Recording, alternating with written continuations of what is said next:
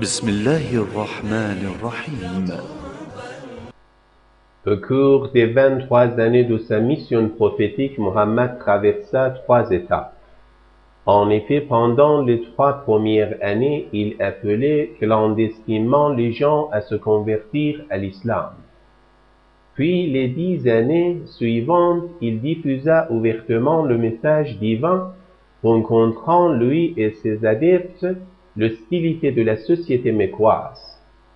Ce n'est qu'au fil des 10 dernières années, après l'immigration, que le prophète parvint à l'instaurer pleinement la vérité divine de l'islam et à la révéler complètement aux hommes. À ces 3 périodes correspondent des exigences diverses, et tout naturellement ces étapes différentes ont marqué diversement l'attitude et le comportement de Mohammed, que Dieu le bénisse. Les gens de la maison du prophète sont des exemples parfaits de l'instruction et de l'éducation dispensée par le noble prophète. Leur comportement, leur caractère étaient en tout point semblables à ceux de Mohammed, que Dieu le bénisse. Il est vrai toutefois que depuis le décès du prophète jusqu'à l'année de l'occultation de sa sainteté, l'imam Asr, les imams guidaient les fidèles et les diverses situations se sont présentées. Mais leur objectif principal est resté celui du noble prophète: maintenir les dogmes de la religion, poursuivre leur application, éduquer et instruire les gens de la meilleure façon. Lorsqu'on considère la vie des imams, on retrouve des similitudes, des ressemblances avec ceux du prophète. Ainsi, pendant certaines périodes, il n'était pas possible, comme au premier temps de l'islam, de s'exprimer librement. Aussi, l'imam de la communauté musulmane remplissait ses devoirs avec précaution et retenue, car la situation l'exigeait. Pendant certaines périodes, l'imam de la communauté tentait ouvertement d'instruire les gens, de propager les prescriptions islamiques, comme dans la seconde étape de la mission du prophète, malgré l'hostilité des gouvernements et la répression constante. De telles époques abondent dans la vie des imams et confirment les difficultés que doit surmonter le chef de la communauté avant de restaurer la foi divine.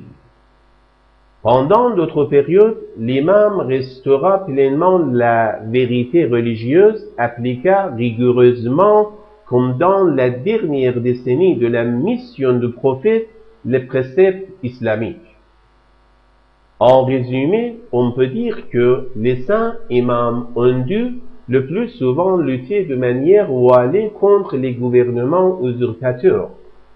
En effet, ne disposant pas des appuis nécessaires, ils ont été contraints de dissimuler leurs opinions religieuses et politiques, afin de ne pas donner de prétexte aux usurpateurs. Malgré cela, les ennemis de la foi et de la justice se sont efforcés d'éteindre les flammes de la vérité et de détruire les œuvres pieuses. Les régimes qui succédèrent au gouvernement islamique du noble prophète, que Dieu le bénisse, ne lui ressemblaient que par leur nom. En effet, ils s'opposaient fondamentalement au gouvernement prôné par les gens de la maison du prophète. Cette opposition sera d'ailleurs irréductible et subsistera comme un antagonisme apparu dès la disparition du prophète. Le noble prophète avait instruit les gens de la maison, leur faisant acquérir diverses vertus et qualités, dont l'une des plus importantes consistait à connaître parfaitement l'enseignement coranique et à distinguer le licite de l'illicite. Cette qualité exceptionnelle et si estimée du prophète leur conférait en principe le privilège d'être respecté et honoré par toute la communauté. Or, ce ne fut pas le cas lorsque le messager de Dieu disparut. La communauté ne suivit pas ses recommandations. En effet, le prophète avait, dès le premier jour de sa mission, converti ses proches parents à l'islam et destiné Imam Ali comme successeur. Il avait réitéré cette désignation près de l'étang Qom, c'est-à-dire Qom, quelques jours avant de s'éteindre. Or, après le décès de Mohammed, les gens choisirent d'autres faux successeurs au prophète, privant ainsi les gens de la maison de leurs droits légitimes. Aussi, dès l'origine, les régimes en place considèrent les gens de la maison comme de dangereux rivaux, employèrent tous les moyens disponibles afin de les éliminer et de les anéantir. Mais celui qui opposait fondamentalement des gens de la maison du prophète au gouvernement qui avait usurpé leur place légitime, c'était le manque de rigueur des autorités dans l'application des prescriptions divines. Ces gouvernements dits islamiques n'observaient pas la loi religieuse et n'adoptaient pas la conduite exemplaire de Mohammed, que Dieu le bénisse. Le Seigneur Tout-Puissant à diverses reprises avait interdit à la communauté islamique de déformer les décrets célestes par le biais du prophète. Il avait interdit aux croyants le moindre écart par rapport aux normes religieuses. L'attitude rigoureuse du noble Mohammed, que Dieu le bénisse, dans le maintien et l'application des préceptes et règles de l'islam réfutait toute justification de leur inobservance fondée sur les différences d'espace, de temps et de personnes. L'observance des décrets divins était un devoir pour tous, même pour le noble prophète. La loi religieuse ne pouvait souffrir aucune exception, aucune dérogation. Elle s'appliquait totalement, quel que soit le contexte et les hommes. C'est d'ailleurs cette égalité, cette justice devant la loi qui avait mis un terme aux discriminations et privilèges. Sa sainteté Mohammed, qui était pourtant l'élu du Seigneur et le maître absolu de la communauté musulmane, menait une vie privée et publique semblable aux autres fidèles. Il n'en disposait d'aucun avantage particulier dont il puisse se faire valoir. Il gouvernait avec simplicité, sans pompe, sans éclat. Cette modestie, cette discrétion exemplaire de Mohammed faisait qu'il était presque impossible de distinguer l'envoi du Seigneur des autres Arabes. Malgré toute son autorité, il se conduisait comme le plus humble des hommes. De la même manière, aucune discrimination n'existait entre les différentes catégories sociales, hommes ou femmes, hommes libres ou esclaves, blancs ou noirs, riches ou pauvres, puissants ou faibles. Tous avaient les mêmes obligations religieuses, les mêmes devoirs civiques. Chaque croyant disposait de droits égaux lui permettant de se protéger contre les abus des puissants.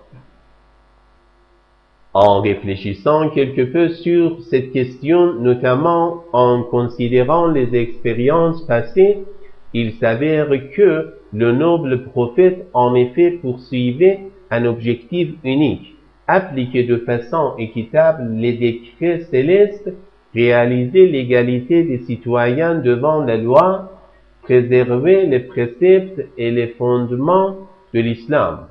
Toute la conduite et les actions de Mohammed démontrent cette défense rigoureuse de la pureté de la doctrine musulmane face aux tentatives de déformation et des récits.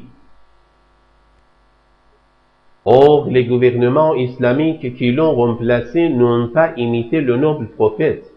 Ils ont opté pour une autre méthode totalement différente, voire opposée. C'est pourquoi les oppositions de classe apparues dans la société islamique allaient très vite s'aggraver, creusant un fossé entre puissants et faibles, exploiteurs et exploités. Au fur et à mesure, les gouvernements se mirent à modifier les lois islamiques, tantôt en prétextant l'expédition et les nécessités de la société musulmane, tantôt pour préserver le pouvoir politique de l'État dit islamique. Bientôt les préceptes divins furent délaissés et les règles de l'islam inappliquées. Cette inobservance atteignit des proportions telles que le gouvernement ne restait islamique que d'un homme. Personne ne s'occupait de la loi et de son application. Tout le monde la violait plus ou moins consciemment. Chacun se déchargeait de ses responsabilités, entraînant la société musulmane dans l'erreur et la déchéance. Pour résumer notre propos, on peut dire que les régimes qui furent contemporains aux gens de la maison du prophète ont, suivant les circonstances, remanié ou altéré les prescriptions divines. C'est pourquoi ils ont eu une attitude opposée à celle du prophète, et donc une divergence fondamentale avec les gens de la maison qui, à l'instar de Mohammed, visaient à l'instauration rigoureuse de l'islam originel et au maintien de pureté doctrinale. C'est cette divergence de base qui est l'origine de l'hostilité entre les gens de la maison et les régimes qui leur étaient contemporains.